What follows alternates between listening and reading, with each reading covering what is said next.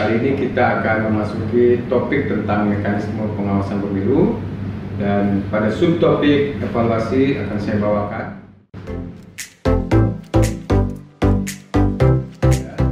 Selayaknya sebuah organisasi dan proses kerja, maka evaluasi tentu diperlukan. Tujuan dari evaluasi adalah untuk memastikan apakah proses kerja yang telah dilakukan oleh Bawaslu mempunyai catatan-catatan penting.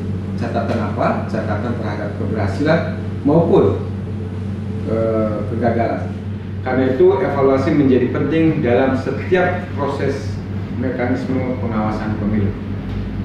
Sampai sini dulu tujuan evaluasi tentu kita pasti pahami, karena saya yakin Sobat Bawaslu dimanapun Anda berada, evaluasi menjadi penting baik untuk organisasi maupun untuk pribadi kita masing-masing.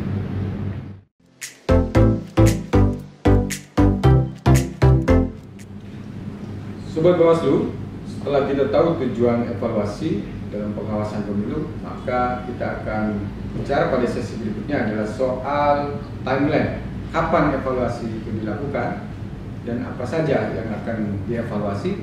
Pada saat ini saya ingin membaginya dalam bentuk timeline evaluasi. Bagaimana kita ketahui, secara umum timeline maka akan dibagi menjadi 3. Dan ini jangka pendek, menengah, dan jangka panjang. Masing-masing tujuan atau timeline evaluasi ini tentu punya tujuannya ya, karena jangka pendek akan melihat sejauh mana kinerja pengawas pemilu kita di jajaran pengawas pemilu, baik di level RI maupun hingga level TPS, itu akan dilihat. Di dalam jangka pendek ini kita hanya bertujuan untuk mengevaluasi terkait dengan kinerja. Kinerja itu dibuktikan dalam bentuk apa? Yakni bentuk hasil pengawasan. Hasil pengawasan yang dituangkan dalam form A. Inilah ketika kita melihat evaluasi jangka pendek, maka kita akan melihat evaluasi pada form A. Berikutnya, kalau kita bicara soal evaluasi jangka menengah, maka ini terkait dengan laporan periodik. Di masing-masing waktu ini mempunyai mekanisme pelaporan.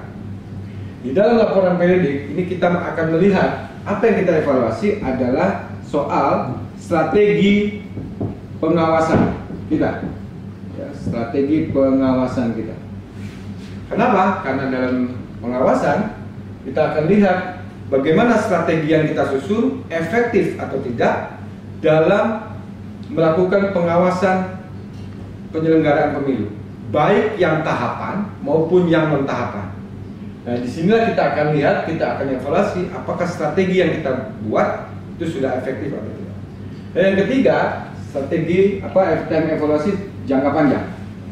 Jadi dalam jangka panjang ini kita akan lihat keseluruhan proses dari mulai awal, ya, kalau kita bicara soal tahapan, dari mulai awal tahapan hingga akhir, kita akan lihat apa yang nanti akan dibahas. Disinilah evaluasi secara komprehensif, dan nanti akan saya jelaskan pada bagian berikutnya. Saya kira ini timeline evaluasi yang telah kita miliki. Ada jangka pendek, jangka menengah, dan jangka panjang. Di dalam timeline ini bentuk evaluasinya bisa dalam bentuk tertulis yang berupa laporan, ataupun kita bicara soal koordinasi, supervisi, dan mekanismenya melalui pertemuan, rapat, rakor, dan sebagainya.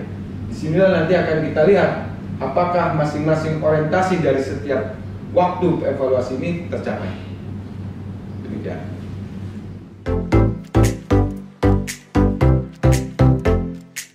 Sobat Bawaslu, mari kita lanjutkan. Setelah kita bicara soal timeline evaluasi, maka kita bicara apa orientasi evaluasi. Artinya apa sih yang sebenarnya akan kita evaluasi? tadi sebetulnya sudah saya introdusir atau saya awali dengan beberapa contoh atau poin dalam timeline tadi. Nah, ketika kita bicara soal orientasi evaluasi, maka kita bicara soal apa yang akan kita evaluasi, dimensi apa yang akan kita evaluasi. Tapi sebelumnya kita akan bicara soal sebetulnya apa itu pengawasan. Saya kira di subtopik sebelumnya sudah dijelaskan, tapi tidak ada salahnya saya untuk mengingatkan. Kita tahu bahwa pengawasan itu tujuannya adalah untuk memastikan, ya, memastikan bahwa seluruh proses pemilu atau pemilihan itu berjalan dengan demokratis dan berintegritas sesuai dengan prinsip-prinsip dan ajas-ajas dalam pemilu yang baik. Yang itu sudah tertuang dalam undang-undang, baik undang-undang pemilihan maupun undang-undang pemilu. Nah, di dalam pengawasan ini, maka kalau kita bicara soal pengawasan, setidaknya ada 3 pilar besar. Ya. Pertama, pilar pencegahan. Kemudian yang kedua adalah pilar pengawasan itu sendiri. Dan 3 adalah pilar penindakan. Kita sadar benar bahwa di dalam pengawasan pemilu sebagaimana tertuang dalam undang-undang, Bawaslu bukan hanya mengawasi tahapan pemilu, tapi juga yang non tahapan. Apa itu? Kalau tahapan pemilu, saya kira kita sudah tahu semua bahwa ada mulai dari tahapan pencalonan, pemutakhiran data pemilih, kampanye dan seterusnya. Tapi yang non tahapan ini juga dimandatkan oleh undang-undang bahwa Bawaslu harus mengawasi netralitas ASN, netralitas TNI Polri, perangkat desa, politik uang, yang itu bisa saja terjadi tidak ada pada tahapan. Karena itu kita sebut sebagai pengawasan yang non tahap. Nah, kembali ke sini, 3 pilar ini adalah pencegahan. Apa yang sebenarnya kita lakukan dalam pencegahan? Kita melakukan pencegahan terhadap pelanggaran pemilu. Nah, Bawaslu memastikan agar setiap potensi pelanggaran harus dilakukan pencegahan. Nah, yang kedua, kita juga melakukan aktivitas pengawasan.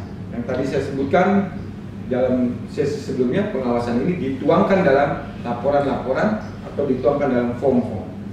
Nah, yang berikutnya adalah penindakan. Setelah kita memastikan bahwa ada pengawasan yang melanggar, maka kita akan melakukan penindakan. Nah, ketika kita bicara soal orientasi evaluasi, maka kita bicara soal 3 pilar ini. Sejauh mana 3 pilar ini kita akan evaluasi. Karena itu saya ingin mulai, kalau kita bicara soal organisasi kerja di dalam pengawasan, maka orientasi evaluasi akan bicara pertama soal tata kelola pengawasan.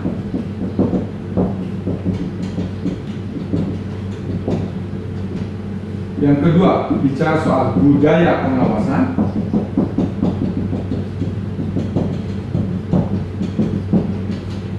Yang ketiga, tentang hasil pengawasan.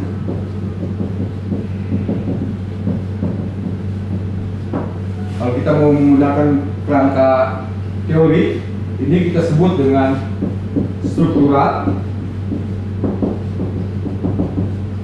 ini kultural, dan ini konten atau substansi. Nah, dalam tata kelola pengawasan itu kita bicara soal kelembagaan kerja pengawas. Nanti kita akan bahas satu persatu di sesi berikutnya. Tapi kita harus memahami dulu orientasinya ada 3. Pertama soal tata kelola atau struktural atau pelembagaan kerja. Kedua budaya pengawasan atau kultur. Yang ketiga soal hasil pengawasan atau konten.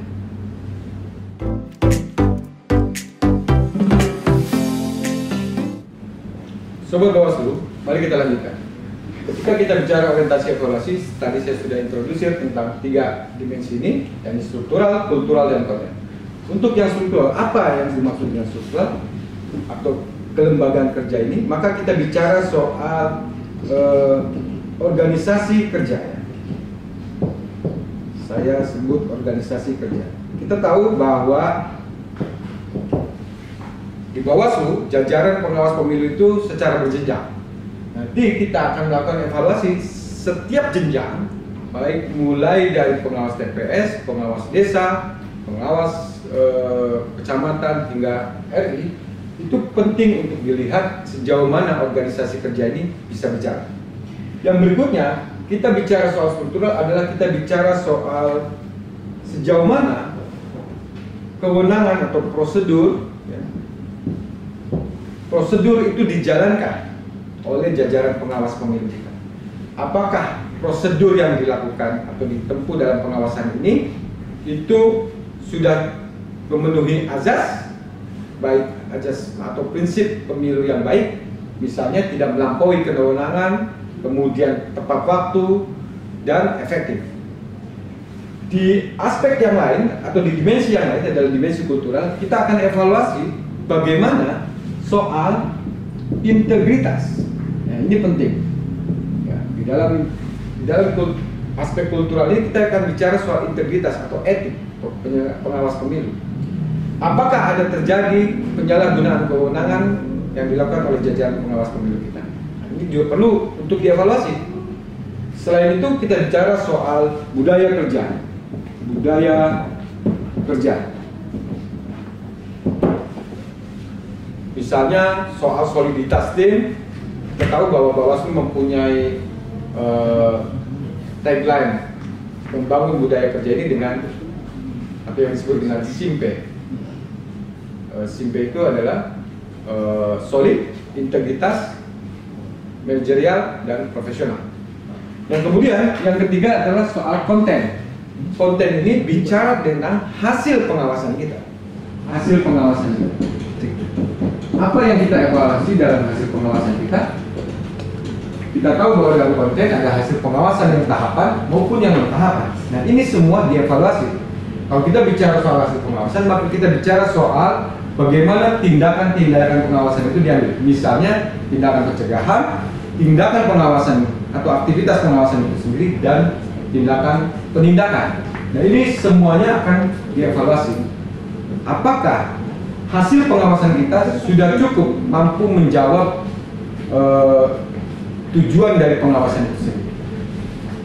Jadi kalau kita bicara soal dimensi evaluasi, maka kita bicara soal 3 dimensi: struktural, kultural, dan konten.